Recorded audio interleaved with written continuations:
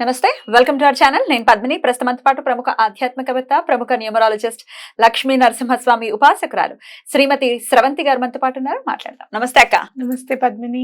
అక్క, రిలేషన్స్ మధ్య గ్యాప్ కానీ లేకపోతే మిస్అండర్స్టాండింగ్స్ తో రిలేషన్స్ బ్రేక్ అవ్వటం అనేది చూస్తుంటాం. ఏ రిలేషన్ అయినా అవ్వచ్చు. ఇద్దరు మంచి ఫ్రెండ్స్, ప్రాణ మిత్రులుగా ఉండేటటువంటి పరిస్థితి నుంచి చిన్న కమ్యూనికేషన్ గ్యాప్ కూడా ఒక్కొక్కసారి బ్రేక్ చేసేస్తుంది రిలేషన్స్.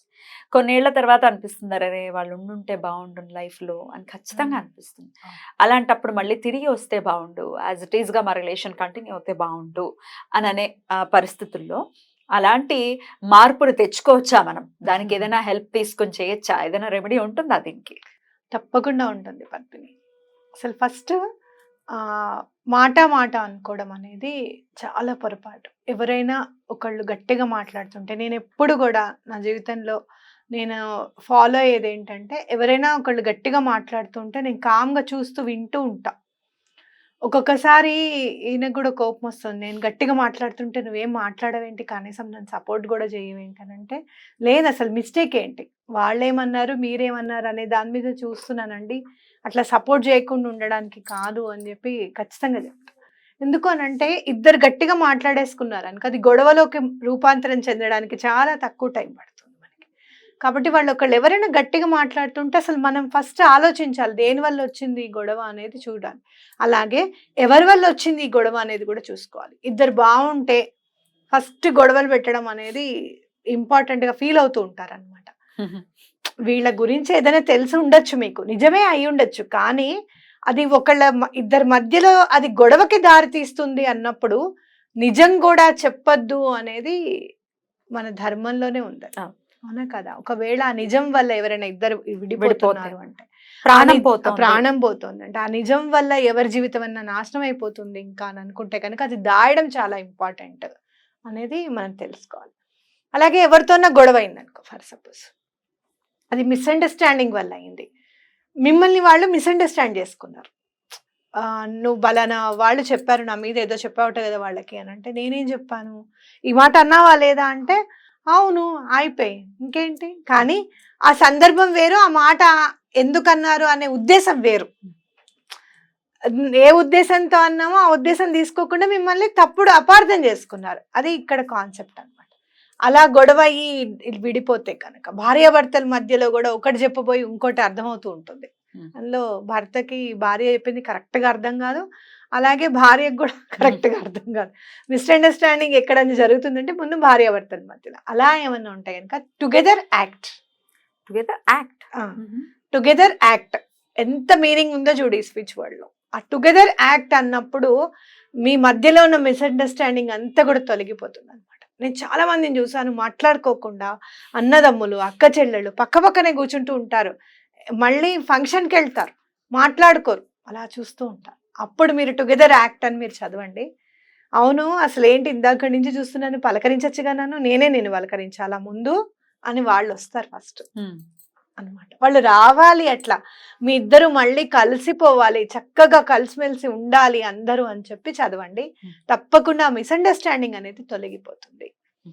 ఇప్పుడు తల్లి కూడా చదవచ్చా అక్క? ఇప్పుడు ఇద్దరు పిల్లలు ఉన్నారు, వాళ్ళిద్దరూ మాట్లాడుకోవట్లేదు, అసలు బాధ తల్లిదండ్రులకి కదా. అబ్బా వీళ్ళిద్దరూ రామలక్ష్మణులాగా ఉండాలనో, లేకపోతే అక్క చెల్లెళ్ళు చక్కగా కలిసి ఉండాలనో ఏ తల్లిదండ్రులు కోరుకోరు? తప్పకుండా కోరుకుంటారు.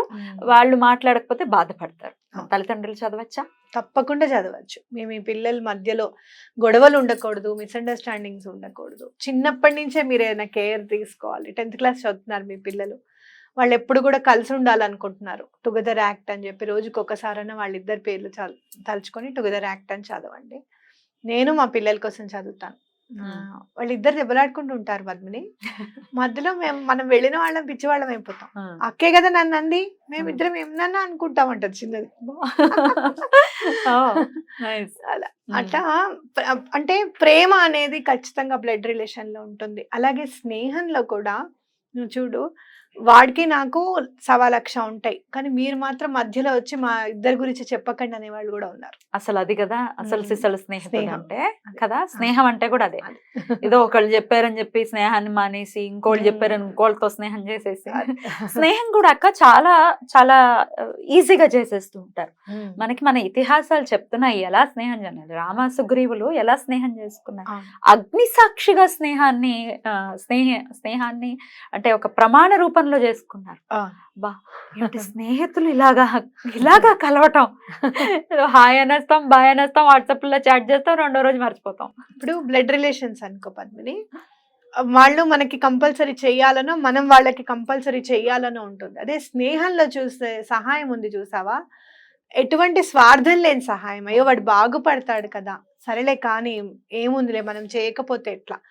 నేను ఒకళ్ళు మాట అనగా నేను విన్నాను, అది నాకు చాలా ఆనందం అనిపించింది. నువ్వెందుకు చేసావు ఈ పని అని నేను అతన్ని అడిగినప్పుడు, అతను బిజినెస్ చేస్తూ ఉంటాడు అనమాట. నేను బిజినెస్ లో ఉన్నాను కదా, నాకు ఆ రోజు సహాయం చేయబట్టే కదా, నలుగురు నన్ను ఎంకరేజ్ చేయబట్టే కదా నేను ఈ స్టేజ్ లో ఉన్నాను. తనని ఎంకరేజ్ చేయాలి, మన కొత్తగా బిజినెస్ చేసే వాళ్ళని ఎంకరేజ్ చేయాలన్న ఉద్దేశంతో నేను చేశానండి, అంతకు మించి వేరేది కాదు అన్నప్పుడు నేను అవాక్కైపోయాను. ఇంకా వేరే మాట లేదు నా దగ్గర. ఎంత నిజాయితీ ఉంది అందులో, ఎంత అంటే ఎంత మంచితనం మంచితనం అంటే ఎంకరేజ్ చేయాలి అని అంటే స్వార్థం ఏముంది అందులో, ఇంకా అందులో ఇంత వీసమెత్తు స్వార్థం లేదండి నాకు అని చెప్పినప్పుడు నేను ఇంకేం అనలేకపోయాను. మంచి కోసం కదా చేశాడు, కరెక్టే, అది ఎప్పటికైనా మంచి అయ్యే అతనికి చేరుతుంది తప్పించి అతనికి మాత్రం అన్యాయం జరగదు అనేది నా మైండ్ లో వచ్చిందనమాట. కాబట్టి అలా స్నేహం చేసేవాళ్ళు కానీ, అలా స్నేహంలో సహాయం చేసేవాళ్ళు కానీ చాలా ఇంపార్టెంట్. వాళ్ళని మనం మోసం చేయకూడదు పద్మిని ఎప్పుడు కూడా.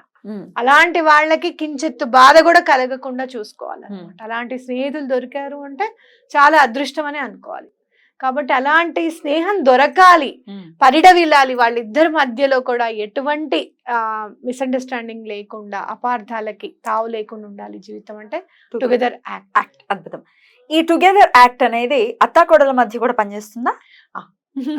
అపార్థం అంటే అసలు ముందు ఫస్ట్ వచ్చేనే కదా క్యూలో ఉండేది ఈ వరుస. ఈ రిలేషన్ లో నేను ఒకటి గమనించాను పద్మిని, అబద్ధం చెప్పడానికి కూడా మనసు అంగీకరించేస్తుంది ఇమీడియట్ గా. అత్తగారి మీద ఏమన్నా కోడలు చెప్పాలనుకుందనుకో, అబద్ధం చెప్పడానికన్నా రెడీ.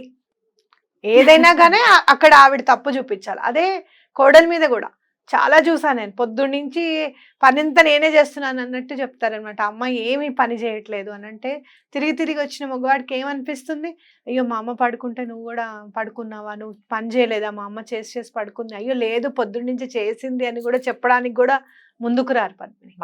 అట్లా ఉండకూడదు. ఎటువంటి పరిస్థితుల్లోనూ నా గట్టి నమ్మకం, అత్తగారు తల్లి అయితే అవ్వదు, అలాగే కోడలు అయితే కూతురు అవ్వదు. ఎక్కడో ఇంకా కోటికి చాలా రేర్. అలాంటి వాళ్ళని చూసి నేను అనుకుంటాను చాలా అదృష్టవంతులు అనుకుంటాను. కాబట్టి అలా టుగెదర్ యాక్ట్ వాళ్ళకు కూడా పనిచేస్తుంది. ఆ అబద్ధాన్ని ఆడద్దు అనేది చెప్తుంది మనకి. ఎటువంటి పరిస్థితుల్లో అబద్ధం చెప్పి మనం గెలవకూడదు, అనా కదా. నిన్న నేను ఒక జోక్ చూసాను పద్మిని, నీకు మీ అత్తగారు ఇష్టమా అంటే లేదు నా భర్తే ఇష్టం అంట. మరి మీకు మీ అమ్మ ఇష్టమా, లేదు నాకు నా భర్తే ఇష్టం అని అంటుంది. ఎందుకు అని అంటే వాళ్ళిద్దరి మధ్య గొడవ అయినప్పుడు నేను గెలిచిన దాఖలాలు లేవు, నా భర్తతో గొడవ పడినప్పుడు ఓడిపోయిన దాఖలా లేదు అని చెప్పాను. కాబట్టి అట్లా రిలేషన్ అనేది మెయింటైన్ చేసుకోవాలి అనుకుంటే గనక ఈ టుగెదర్ యాక్ట్ అనేది చాలా ఇంపార్టెంట్. పేర్లు అనుకుని అనాలక ఇప్పుడు భర్తతో, నా భర్తతో టుగెదర్ అట్లనా ఇట్లా. ఇప్పుడు ఎవరైనా మీరు అనుకున్నది ఏదైనా రాంగ్ వేలో వాళ్ళకి అర్థమైంది, రాంగ్ వేలో అర్థం చేసుకోబడ్డారు వేరే వాళ్ళ ఇన్ఫ్లుయెన్స్ వల్ల అన్నప్పుడు ఆ వాళ్ళ పేరు తీసుకొని